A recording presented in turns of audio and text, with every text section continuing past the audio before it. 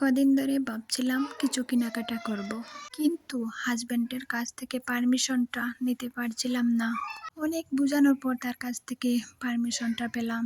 পারমিশনটা পেলে তো কি হবে, বেটা মানুষ তো পরে কুচা দিতে ছাড়বে না। তো যাই হোক, কেউ কিছু মনে করবেন না, একটু মজা করলাম।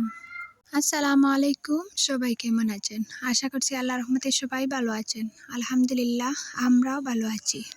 সকাল সকাল উঠে আগে চাটা খেয়ে নিয়েছি বনরুটি দিয়ে।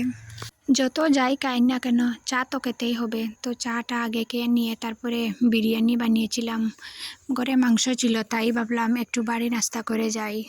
মাংস দিয়ে ঝটফট বিরিয়ানিটা বানিয়ে নিলাম। ছেলের স্কুল বন্ধ, তাকে বাড়িতে রেখে আমি আর আমার মেয়ে বদরপুর চলে যাচ্ছি। সময়টা কম লাগবে, তাই লঞ্চে করে ওদিকেই চলে যাচ্ছি। আমার আজকের ভিডিওটাকে কোথায় থেকে দেখছেন, যদি দেখানো মাঝখানে কোনো অংশ ভালো লেগে যায় প্লিজ একটি লাইক দিতে ভুলবেন না। আর আপনি যদি আমার চ্যানেলে নতুন হয়ে থাকেন, আপনি চাইলে আমার চ্যানেলটাকে সাবস্ক্রাইব করে নিতে পারেন। আর ফেসবুক থেকে দেখে থাকলে ফলো দিয়ে দেবেন। আপনি যদি এই কাজটি অলরেডি করে থাকেন, আপনাকে অসংখ্য ধন্যবাদ।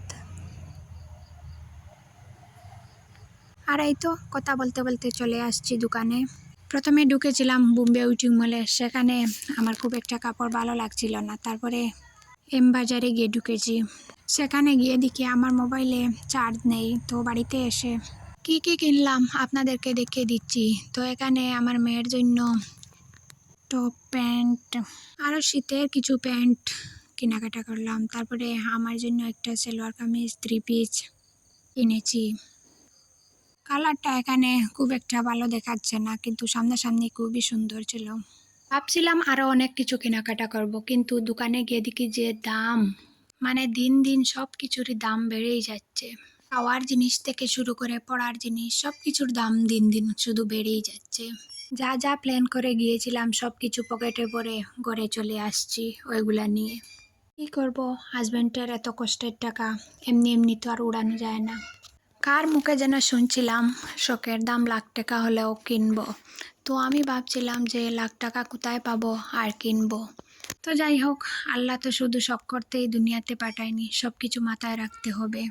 শুধু আমার জন্য আর আমার মেয়ের জন্য কিনেছি, তবে আমার ছেলের জন্য কিছু কিনিনি, কারণ সে নিজ হাতে পছন্দ করে কিনতে ভালোবাসে। তো তাকে তার বাবা বলছিল যে তোমাকে আমি নিয়ে যাব, তাই আর তার জন্য আমি আর কিনিনি।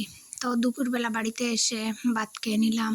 যাওয়ার সময় রান্না করে গিয়েছিলাম শাক ভাজি, তারপরে সয়াবিন আলু দিয়ে ভাজি, এইসব দিয়ে দুপুরের খাওয়া দাওয়াটা শেষ করলাম। আমার আজকের ভিডিওটা এই পর্যন্ত। সবার সুস্বাস্থ্য কামনা করে আপনাদের কাছ থেকে বিদায় নিয়ে নিচ্ছি। আল্লাহ হাফিজ।